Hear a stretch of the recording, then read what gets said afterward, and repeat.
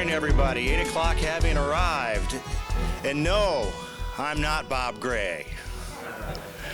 He's in a much warmer place, but he asked third string today, me, Jim Donnellan, to do the brief introductions, and it's my pleasure to do so. I, first of all, just want to thank everybody for coming out on such a cold, wintry day. Let's hope this is our last one that we have this year in Illinois, right? And there we go. It gives me great pleasure this morning. My primary responsibility is to introduce your moderator today. And we have a wonderful program in store for you. I must say, from a personal basis, my favorite building in the entire county is going to be discussed today. And you are all going to learn about some exciting things that not only are going on with that building, but with downtown Springfield. And it is truly going to change the face of our community and some activities that go on. And you're going to be thoroughly impressed. The main thing we like to do at Citizens Club of Springfield is when we provide these breakfasts, we not only inform you of what's going on in the community, but give you all an opportunity to ask questions. So we are certainly going to do so here at the end. But again, my primary responsibility is not to talk about the speaker and not to talk about the topic at hand, but is to introduce your moderator.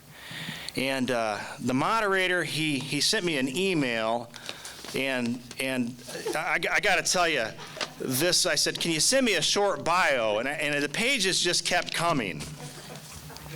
And with all seriousness, there is a good reason for that. This particular gentleman, I've known him since I was, I've known him since I was in grade school.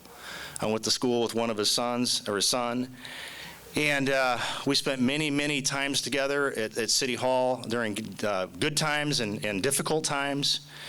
And you know, before the meeting, you are introducing people, and everybody knows this gentleman. It's so easy, and there's a reason for that. It's because, not because he's an elected official, but it's because he's someone who is involved in the community and truly cares about this community. So rather than going through the litany of things this individual has been involved in professionally and personally, I'm just going to say a couple things. He is indeed a former first citizen of this community, and in my heart, always will be. It gives me great pleasure today to introduce to you Mr. Paul O'Shea. Paul?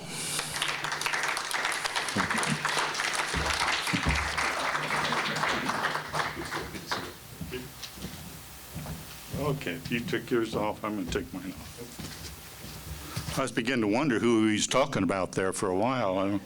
Thank you, Jim, for the kind words. And you know, when thinking back, boy, this is a challenge, you know. One of the challenges that we deal with, which is small compared to what the major challenges are that we have. But I do remember our days working together, Jim, and they were very enjoyable and very accomplishing for that mayor's administration. But today, I'm really glad to have the opportunity to be the moderator and to be able to introduce our speaker, Andrea Aggertt. And I have some thanks to Bob Gray. This is really, he's ahead of the game. We know that. 2 years ago, he called me on the phone. He said, I'd like for you to join me for lunch today or next week or whenever it was. Says, I've got the new architect of the Capitol is in town, and we're going to have lunch, which we did with the new also director of our AIA Illinois, Stacy Fingston. So we had lunch at that time and have been informed ever since. That's Bob's idea. So anyhow, Andrea, I think probably the key is that she has her roots in Central Illinois and grew up on a family farm in Central Illinois. She received her Bachelor of Science in Architecture from Southern Illinois University in Carbondale and the Masters of Architecture from the University of Illinois, Urbana-Champaign. That's my alma mater. Upon graduation, she went to work for a Midwest firm, architectural engineering actually firm in Bloomington, Illinois, where she led multi-million-dollar projects in various sectors.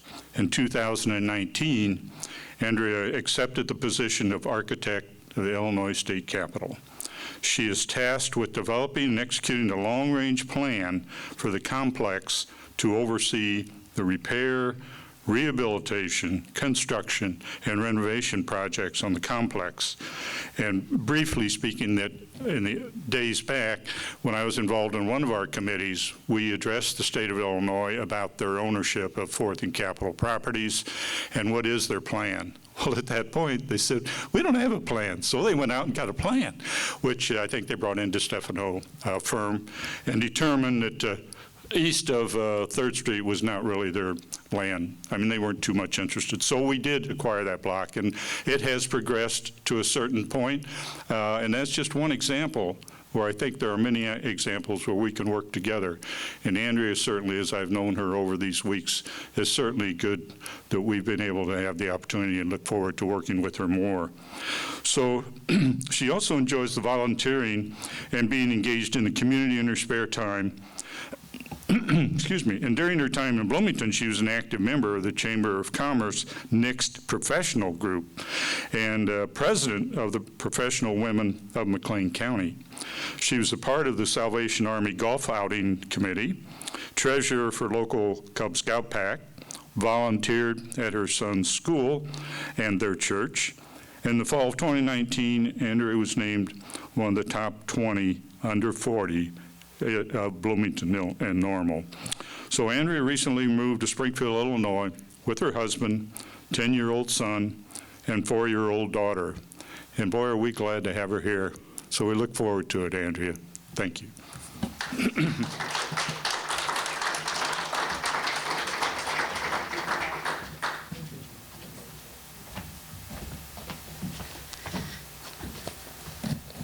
Well, good morning. Thank you, Paul, for that introduction. As Paul said, I'm going to give a brief summary of some of the things that we're working on at the Capitol complex. First, I want to address a question, one of the top 3 questions that I get asked, and that is, what does the architect of the Capitol do? I mean, the Capitol is already built. So our office has contractual authority over all design and construction projects on the legislative complex. That includes the associated tunnels and also parking lots or parking structures. In addition, we have contract approval authority on the entire Capitol complex, with the exception of the Supreme Court building and the 4th Appellate Court building. Those buildings are primarily owned and decided upon by the court system. We are a mighty office of 3. We rely heavily on consultants and contractors to help get the work done. The purpose of today's presentation, I'm going to cover 2 things. The first is the master plan. This master plan, as Paul had indicated, it originally started in 2007, and it was for a complete assessment of the Stratton building, and in conjunction with a long-range comprehensive master plan of the Capitol complex. This was unfortunately shelved at a 75% completion in 2008 underneath with the budget impasse. And it sat on the shelf until the Rebuild Illinois Act in 2019, which provided funds to allow us to pick it back up and keep on working. I'm proud to say that we are at a 99% completion. So today I'm going to give an update on some of the preliminary information that we studied, and hopefully in the future I can partner with the city with their upcoming master plan or come back to present the findings or the plan recommendations. The second topic I'm going to cover today is the upcoming Capitol renovation. As most of you noticed, if you've driven past the Capitol, there are a lot of construction fences up currently. And that started this past summer and will continue for quite a few years going forward. So I'll touch on the impact that they're going to have to Springfield. So first, I want to reiterate, and Paul had kind of said this as well, is that our Capitol complex, it goes from Washington to Cook. So Washington to Cook, and Passfield to 3rd. So when I reference the Capitol complex today, that's the boundary that I am talking about. When we first started the master plan, we came up with a purpose statement. And that purpose statement was to establish a long-term vision and comprehensive framework to guide future growth and investment for the Illinois Capitol Complex over the next 5, 10, 20 years and beyond. You know, we determined that it was so important for us to understand where the fiscal resources should go and what improvements with the current trends we should be focused on. Why plan? So this was one of the first questions we asked ourselves. Efficiency was the first, and it was to develop a comprehensive and flexible plan for the redevelopment of the Capitol complex by consolidating office space and making sure all agencies worked efficiently. Preservation. For us to maintain the historic integrity of all significant existing structures and to be sensitive to the historic content of the Capitol complex and the surrounding city. Economic development, to attract new employers and visitors by creating pedestrian-friendly environment and a destination that increases the vitality of our area. Sustainability and resiliency, to address current infrastructure needs and provide long-term guidance to achieve sustainable goals, promote energy-efficient growth, and reduce greenhouse gases, those horrible gases that contribute to our environment. And public realm, to provide guidance for future property acquisitions and the placement of potential structures within the Capitol complex to preserve open space and create that connection to the city, specifically the downtown area. So overview of existing conditions, really this is our way of capturing what things are today, so we know going forward we have a benchmark to look back on. A lot of these were captured in starting in 2019 and have kind of evolved with the pandemic. Growth. So obviously, we looked at not only the Capitol complex, but surrounding downtown and the entire city and county. We found that since 2008, Springfield's population and employment levels have really remained steady and haven't seen much progress or significant growth. State growth. Based on our 2020 survey of state office leases, now remember this was before the pandemic, it appears that the state's inventory of leased and owned buildings has remained fairly consistent, with the notable addition of the new state-owned Treasurer's Office building at 100 South 6th Street in the fall of 2019. In core regional attractions, we have found that the attendance at the Lincoln Library has seen a steady decline over the past several years. Springfield tourism could be impacted by the decline in K through 12 enrollment, because many sites such as the Lincoln Library and State Capitol attendance is largely based on school groups. Tourist attractions. The Capitol complex is located within walking distance of multiple tourist destinations, and we're so proud to be able to have that here in Springfield. Currently, we have a visitor center, and actually not many people even know about it. It's quite unfortunate. It seems to be on the wrong side of our complex. You know, a lot of bus and tour groups frequent this area, and then they use the visitor center not really as a beginning point, but a place just to park those buses.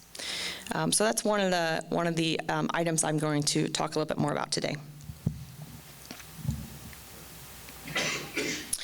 Building conditions. So this one was huge. we did a building condition assessment, and it was based on a team's evaluation of the ability of a building to serve the purpose in coming decades as identified in the master plan. We studied the architectural, structural, mechanical, electrical, plumbing, fire protection, environmental, and historic criteria. So any of the buildings in Category A that have the green denotation on the plan are in fairly good working condition and should be kept.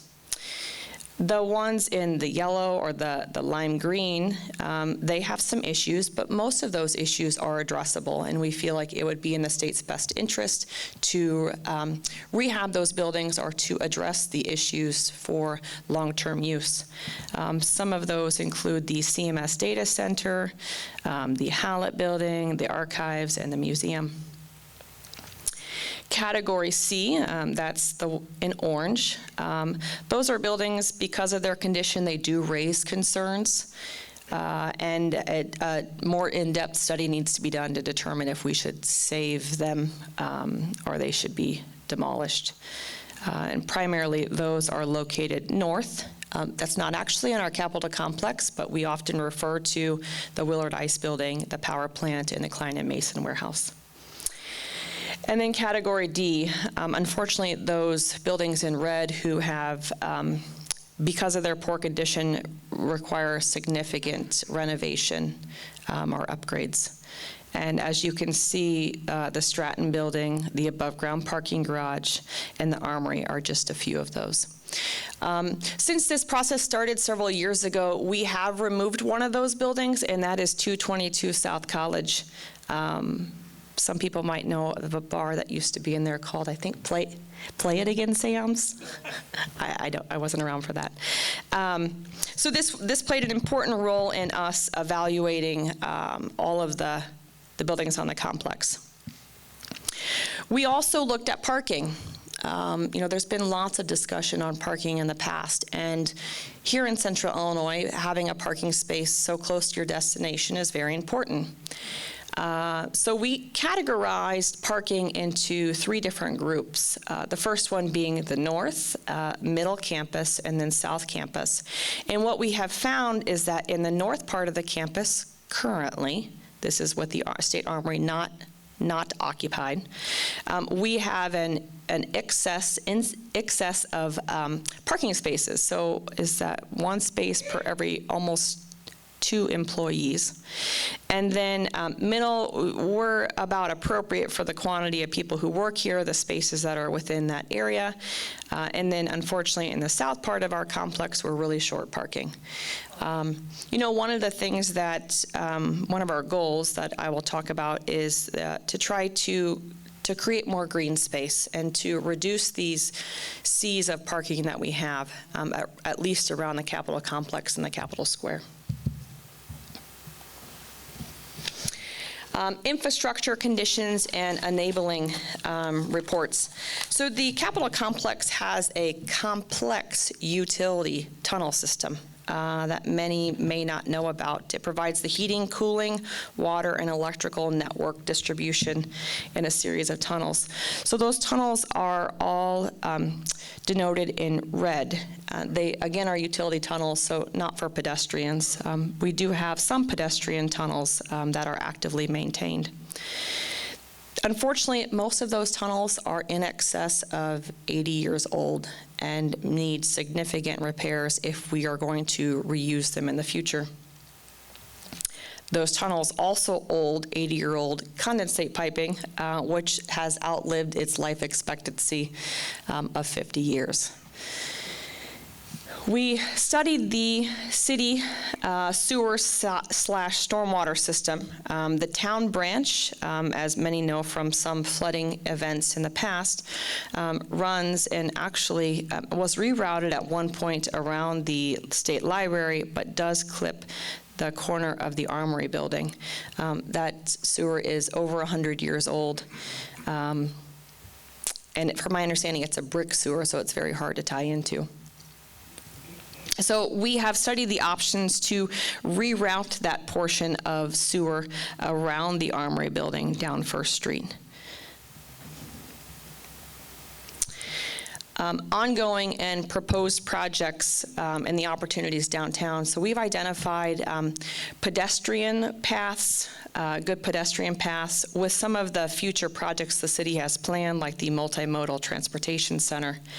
We would like to keep the views consistent into neighborhoods on the three access points currently, and potentially with the Stratton maybe being removed someday, provide, again, a linkage to the west, to the neighborhoods to the west as a view to the Capitol. And then we also talked about the streetscape improvements, and I'm happy to say that the state of Illinois has had good luck partnering with the city in some streetscape improvements for the Monroe that will help improve just the landscaping, the boulevards, the light fixtures, to be more consistent with other things that are happening in the city. Some ongoing and proposed projects that we have at the Capitol Complex. The North Wing renovation, again, that's something that I'll talk about here in just a few minutes. A proposed underground parking garage, that's located here at B. With our goal of trying to accomplish more or create more green space around the Capitol building, we have decided to reduce the amount of surface parking lots, and we'll be creating a new underground parking garage that hopefully will start construction here in just a few months. That parking garage will go from Spring Street, and actually it goes almost all the way to Passfield. We will improve the landscaping on the north side of the Capitol building with the removal of the North Drive due to security concerns. This will give us an opportunity to improve the landscaping. We will also be adding new emergency generators. While not beautiful, they do serve a good purpose in allowing us to run the state Capitol building in the event of an emergency that would shut power off. We currently have a generator, but it only runs essential functions and doesn't allow everything in the building to run. A new chilled water plant. We're still searching for a site for that, but many of you may not know the chilled water for the entire complex comes from cooling towers that are located either on top of the Stratton building or on top of the Index building being right here. Both of those buildings received a D grade. So unfortunately, at some point, if we want to remove those buildings, we first have to have a strategy to relocate the cooling towers that are on top of them. And then the Armory stabilization project. Again, that's something that I'll touch on here about what's going to be happening at the Armory soon. Some of our goals. We wanted to establish a framework for growth. And again, that is coming up with this Capitol Square to promote mixed use and to introduce some campus design guidelines that would happen in these orange areas. To honor the Capitol. You know, that goes back to the views that I referenced to, again, make sure that the Capitol building is the most prominent thing in downtown Springfield. And to link, again, to create that strong linkage between the Capitol complex to the neighborhoods to the north and the south and the east and the west. So our goals also include to reduce energy use and emissions. We have a lofty goal of being carbon neutral by 2040. And increase green space, like I've talked about, and to reduce pervious paving. So possibly look at some strategies to reduce our runoff of water. So the Armory. You know, the second question that I get asked the most is, when can I get in the Armory? I want to see it. You know, so many people in Springfield have memories of playing in a city basketball tournament or wrestling there, seeing a concert, or being privileged enough to see one of our past presidents speak there. The Armory, unfortunately, has sat vacant for approximately 10 years, and there are spaces within the Armory that have maintained consistency and haven't deteriorated much, and then there are those that have taken on a considerable amount of water. The drill hall is in good intact. However, it is used for a large storage space currently of primarily furniture that's no longer needed by the state. We have roofing issues that are allowing water to soak into our building and create conditions like this. This is a project that's being led by CDB in conjunction with CMS, and the Armory will become future office space. The exterior will maintain, it's the same design that it currently has. There will be some windows poked into the west facade to allow natural daylight into office space. The most notable thing today, at least, is that we plan to relocate that visitor center. So remember a couple of slides ago, I talked about how the visitor center is really on the wrong side of the complex for an easy walking path for those who come to look at multiple or to visit multiple tourist sites. So we would like to have a visitor center here that's just a short distance from the Capitol and really could be highly implemented and used with the new 3rd Street walking corridor that will happen when the railroad is moved. So the first phase of the Armory is stabilization, and that will start here in the near future. And again, that is to reduce the amount of water that the building is taking in and to stabilize some of the stone on the exterior. And then the phase 2 will be the office space renovation. Now, it is the plan of the state to keep a section of the seats. So people will be able to go in there and to see the Armory. The stage will still be there, and possibly it could still be used for small events. The second topic I'm going to cover today is the Capitol renovations. The West Wing was renovated in 2013 and had many of the same goals as the renovation we are getting ready to do. These are just a few images of the upgrades. This is the basement, and if you've been in other locations of the basement, it doesn't look as nice as this. The big thing being that we are going to remove the mezzanines, and with the mezzanines, we need to find a new way to come up with additional square footage. So our project goals for the North Wing, like the West, are to include life safety upgrades. So that is fire sprinklers, fire alarms, in conjunction with restoring the integrity of the original design. So we have, if you've been in the Capitol recently, there are exposure strips all over the walls. So we have a consultant that has meticulously peeled away the layers of paint to figure out what decoration or paint scheme was below the 6 to 7 layers that have been painted in the last 100+ years. To integrate accessibility, so the state made a promise to the Department of Justice over 10 years ago that we would move towards making our entire state house accessible. That means that 60% of the entrances need to have an accessible way into the building, and currently we only have one. The accessibility also goes to restrooms and all the way down to doorknobs and door handles. Again, removing those mezzanines. Here are a couple of images of someone standing on that mezzanine. Unfortunately, the beautiful windows are at knee height, so they really can't be enjoyed by the people who are in the office. And you have these decorations, again, that are supposed to be 15 feet in the air, and instead you're looking at them at eye height. So the mezzanines were added in the 70s, but will be removed as a part of this renovation.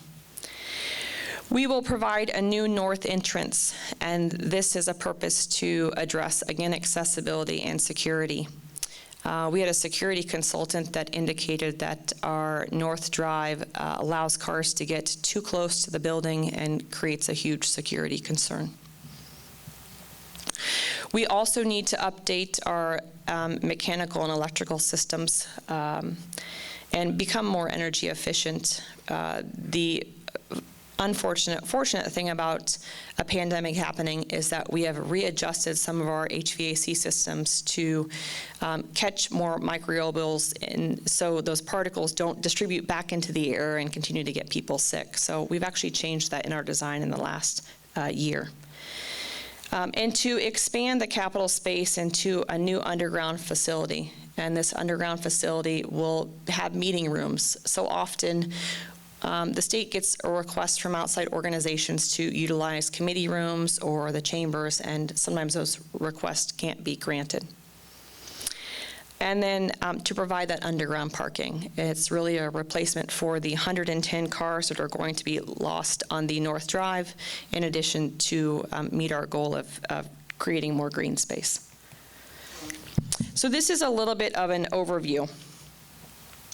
Again, this is the parking garage that will actually go underneath College Street. If you've tried to drive on College Street recently, College Street between Edwards and Monroe is currently closed. The parking garage will have a connection to the new underground conference center that will be located in the northwest quadrant. That will have a connection to our new visitors entrance.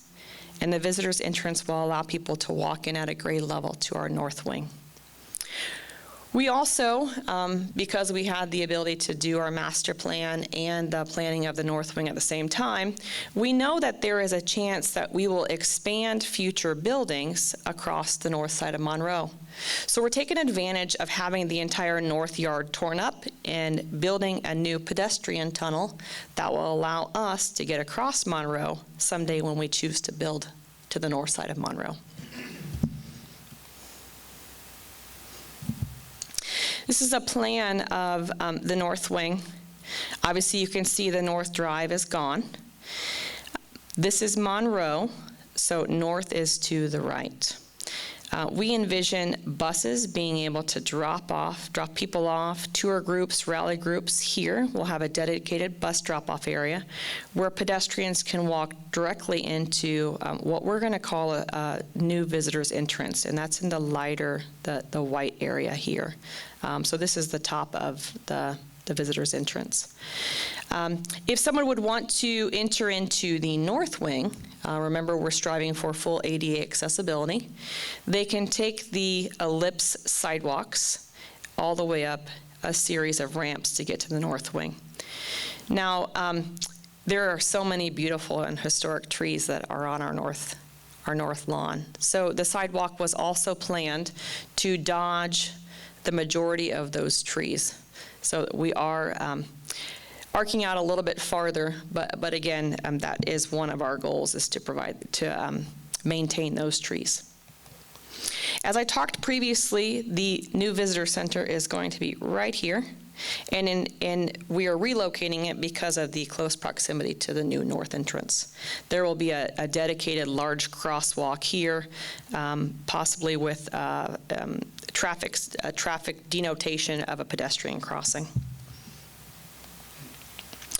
So this is a blow-up plan of the new visitors entrance. As I said, you could come up these sidewalks and take a series of ramps to get onto this terrace level and then enter into the north wing. This is a skylight that we will see here in a future image. This is the north portico. As people enter currently, these steps are right up against these doors. And again, we're striving for that ADA accessibility, so we are creating a ramp for people to get up. The rest of the area will not change. We've worked really close with IHPA to follow their standards of interiors to make sure that we maintain the historic nature of the Capitol by providing as minimal impact on the building as we could.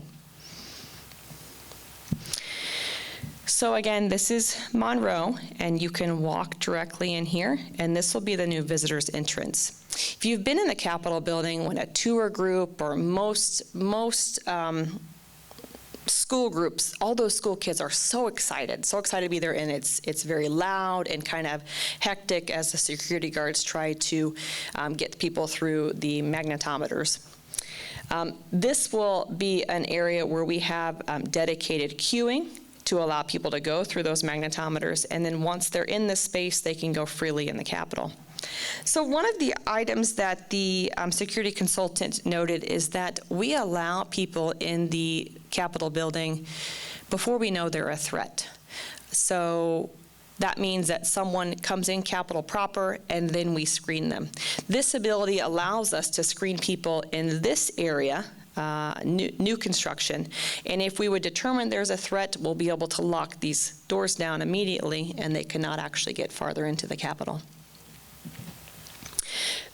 We will have a new tour guide office and a tour video room, which will be able to show short clips of different topics that we plan to use over the years. Maybe, again, these are primarily used for school groups. This is a section to help orientate. Again, coming off of Monroe, you are in this new entrance, and you can drop down. And I'll talk about what this space is going to be. But this is the current level of the basement. So we are digging down at the grade level of Monroe, again, to meet that ADA accessibility objective and goal that we have. As you can see, there's very little impact to the north wing as this new addition is kind of nestled into the grade. Another image of that. I think that this one's been shared. I think the SJR shared this one previously. This terrace up here, it will be a place for people to leave the Capitol building, get some fresh air, possibly have a reception. We've also looked at studies of being able to put up a tent up here if someone would want to utilize it for a wedding reception or some type of party or happy hour. Again, this skylight here provides natural daylight down into that new entrance. And that, again, that just highlighting the skylight. Here is what you will see when you leave Monroe Street. As you enter the Capitol building, there will be places for people to sit, and this will be the doors of the new entrance.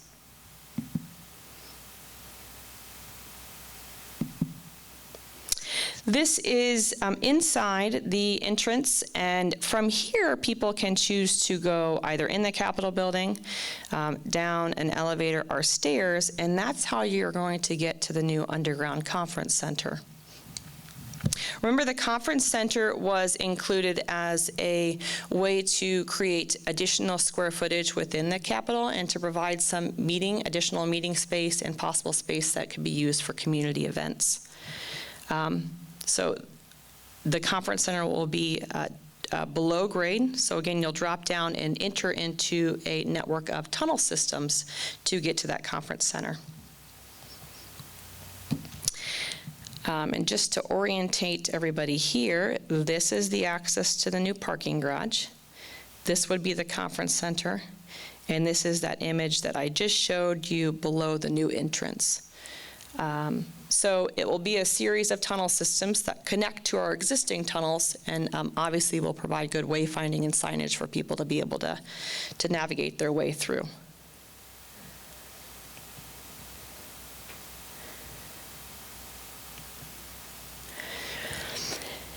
Every good space, in my opinion, needs natural daylight. So we are going to put a skylight into the northwest yard that allows natural daylight to get into these conference spaces.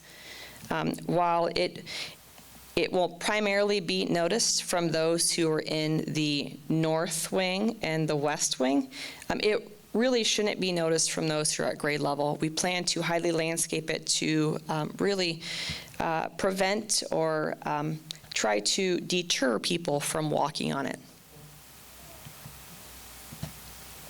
And just an overall image of some of the changes that we're going to make.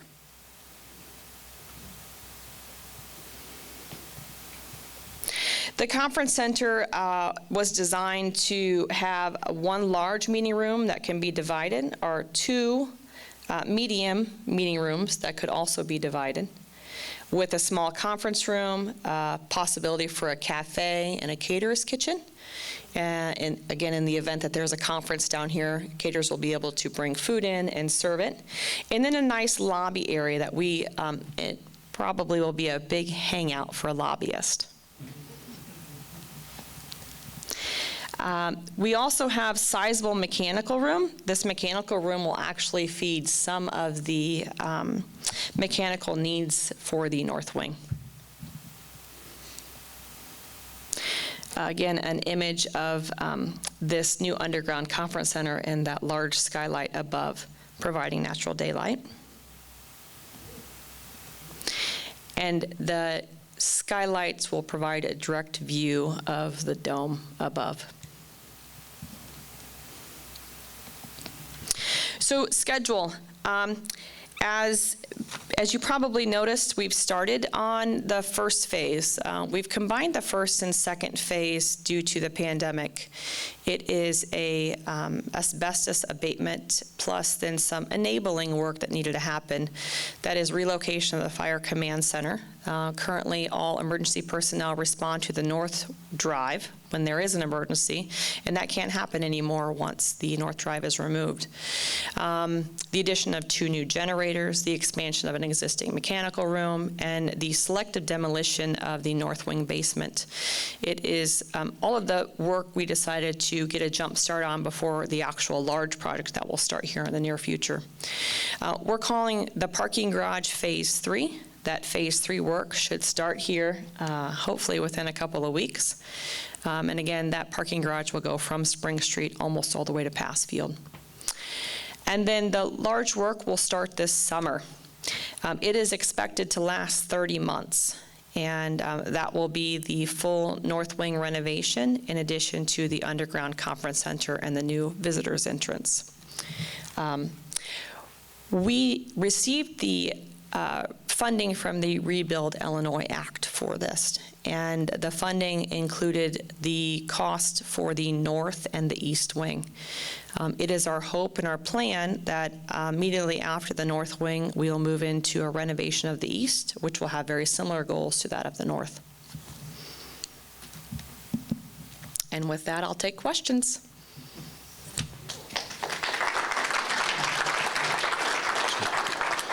Andrea, thank you so much. It's exciting things going on in Springfield, exciting things going on at the Capitol building. And on that note, Chris Richmond is going to assist and pass around the mic to ask questions. Over here. Hang on, wait for the microphone.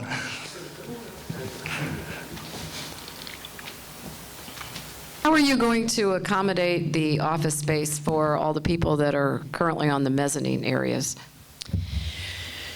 So everybody from the north wing will be moved to the Stratton building for the time being. Some people will stay in the Stratton, and a majority of those who stay in the Stratton will actually be moving to the Armory building when it's complete. So, for example, like the governor's office, they have a large amount of staff on 2M, so second floor mezzanine north. And they have an entire floor dedicated to them in the Armory. So it's almost a puzzle of trying to move people temporarily, and when I say temporarily, for 2.5 years, and then also preparing their final space. But most of them will go back, and the majority that don't will probably go to the Armory. Gentleman over here.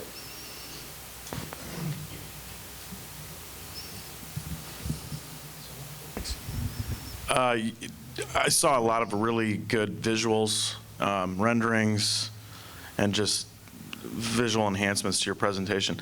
Did your mighty office of 3 do all of that? Did you have to outsource some of that? Because it was pretty impressive. Yeah, no, we are very fortunate that we work with a group of consultants and contractors to help us get the work done. I think the master plan had a total of 18 consultants on it, and our north wing has probably 12 to 14. So while the Office of the Architect doesn't produce any of this ourselves, we provide the direction and the guidance on what we want things to be.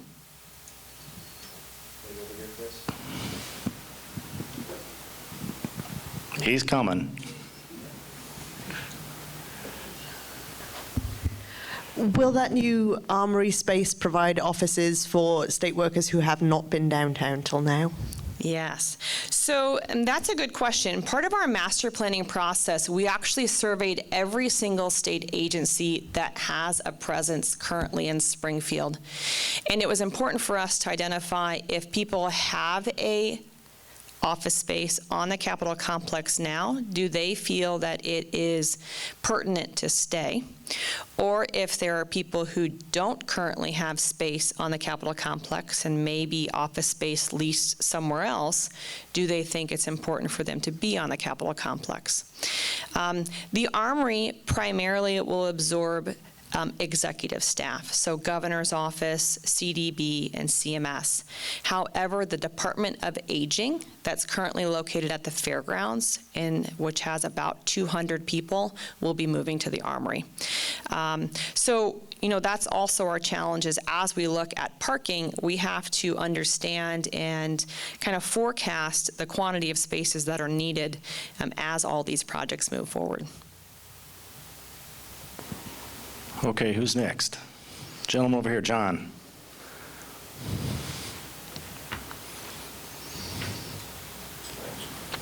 Thank you very much. I really appreciate all your good work on this.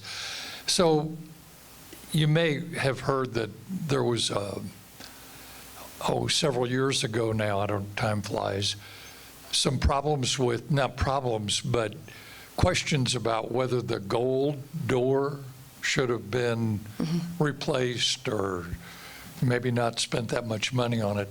So what kind of guidance have you provided on those kind of issues as we look forward with this? Sure. So as I mentioned in my presentation, I addressed two of the questions that I get asked most frequently, and the third one are about those doors. So, you know, the doors, in my opinion, were a wise choice that was made. You know, our State House shouldn't receive the materials that you can buy at Lowe's or Menards, or that you would possibly put on a retail building or a standard office building. So it is our intent to continue with the doors, the famous West Wing doors. We're going to continue with them on the north. Gentleman over here, Chris, on my right, and then Jim here. Two questions. Is that on? Yeah, two questions. Number one, the state has actually purchased or has title now to two major buildings that you've moved major agencies into, the state police over at the insurance building and the old Marine Bank building. Is there any idea that you will be doing more of that, where there's larger buildings that are already in place and purchasing them rather than building buildings? And the second question is there any discussion about moving all the executives out of the State House and turning it over to the legislative branch? So the first question is the reference to the two buildings. Those are really outside of my Capitol complex. So I'm in charge of the Capitol complex, but I can tell you what I know.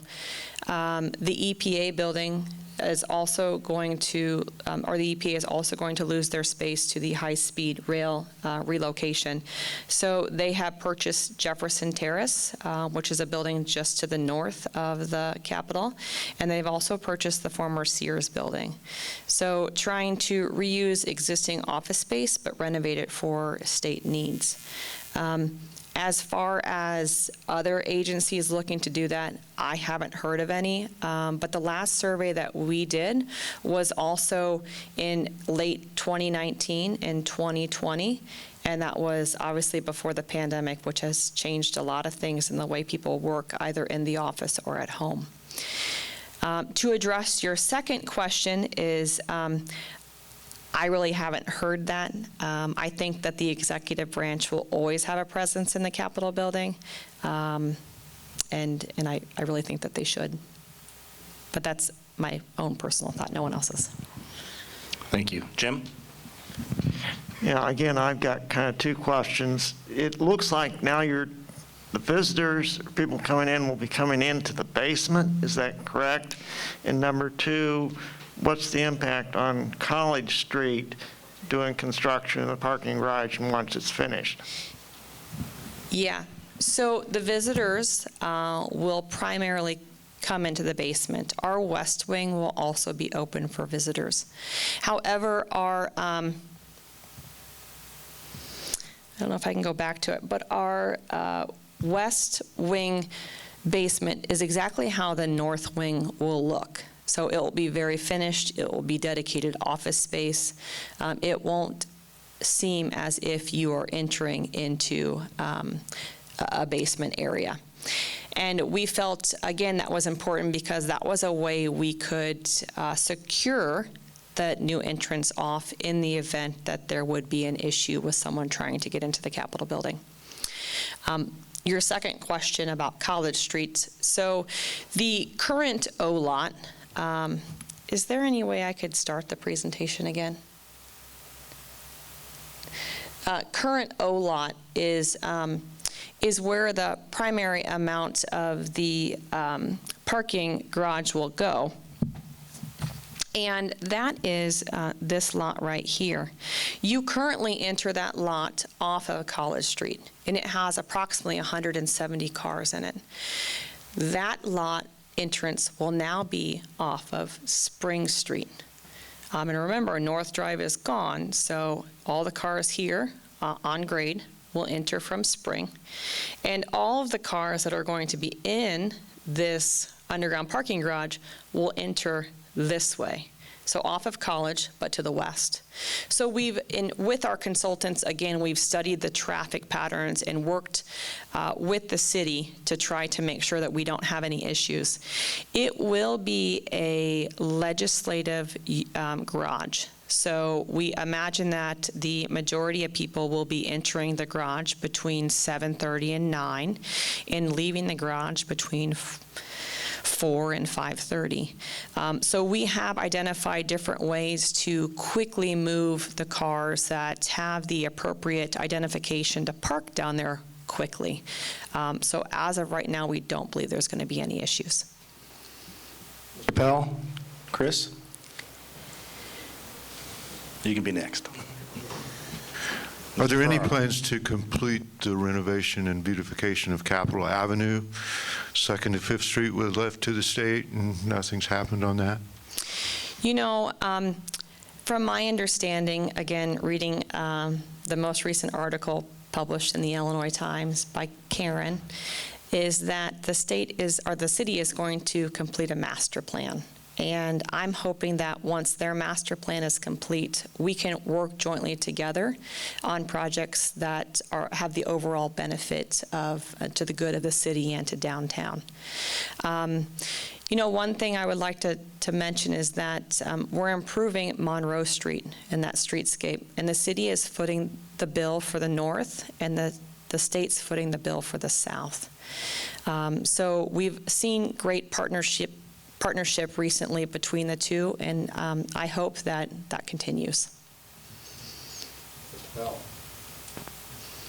Hey, Andrea, how will the North Wing renovation impact the Senate chamber, and where will the Senate convene during that time? Yeah, good question, Chuck. So the North Wing will be vacated in its entirety in June. After the General Assembly concludes their business for the year. At that point, the Senate will be out of their chamber for 2 regular sessions and 3 veto sessions, and they will move to the Hallett Building. So we are also renovating the Hallett Auditorium right now to fit the Senate's needs for that duration. While we aren't touching much of the Senate chamber, we are impacting all of the egress components around it. So it's difficult to leave people in a space that you know in the event of an emergency they can't safely get out. Anyone else? Anyone else? Okay, I have a question. As you well know, when the building was, and it's arguably when it was actually completed, when the Capitol was actually in its completion phases, it was a Civil War museum, a significant portion of it. And Civil War history is extremely popular here in this country. Is that going to be a part of the discussion and as far as the experience that visitors get when they come to the building in the future? Yeah, good question, Jim. In conjunction with others, there's talk about having a tour guide video room where we can tell those stories, where we can highlight those stories that we can't convey in any other way. So I really hope that that's something we can include in the future. Then one other question, and this is the inner child in me coming out, which probably comes out too much, I might add, but as you know, the visitors presently spend most of the tour that's going on today in the, we'll say, the rotunda parts of the building. They go in the Senate and the House chamber as well. But is there ever going to be an opportunity for the general public to go up higher, like in the dome area, even around the colonnade level, or maybe even all the way to the top? I've been told that at one point the dome tours were public, but I don't know how long ago that was. I didn't highlight today, but our dome is also in need of some pretty significant work. We've had a study done in late 2019 indicating that we're taking on some water. So until things get fixed up top, I don't see that happening. But you'll keep it in mind. Yeah, I'll keep it in mind. Ladies and gentlemen, give me a big round. Join me in giving a big round of applause for Andrea. Exciting things happening in Springfield. All of you, thank you again for coming out on behalf of the Citizens Club. Please, if you're not a member, visit Carol Sutton. Carol, raise your hand, wave it nice and high. Carol's in the back of the room, and you can pay your dues while you're here today. And I hope everybody has a good weekend and the rest of the day. Thank you very much.